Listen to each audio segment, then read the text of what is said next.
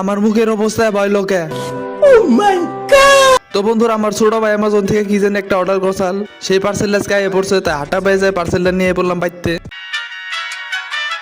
বাইতে দেখি যে আঙ্গু বিল্লু একদম মজা করে হুরা মাছ খাইতেছে। তারপর আমার ছোট বাইরে দিয়ে পার্সেল আনবক্সিং করাইলাম।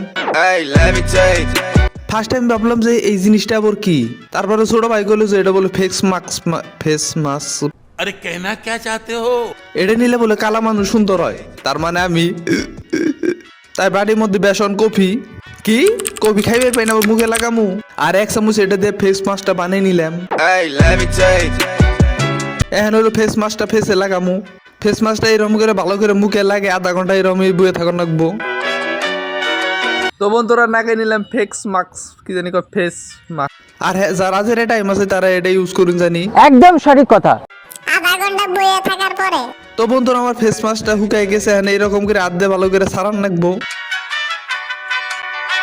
আরে ভাই হাসাই তো দিয়ে একদম সুন্দর হয়ে গেলাম গা, এখান থেকে গেদি বুলান আমার পাশে ছাড়বো না। তো এখন আমি একটা জিএফ বানাই, ব্লগটা লাইক করুন, দেখা হবে আরেকদিন অন্য একটা ভিডিও।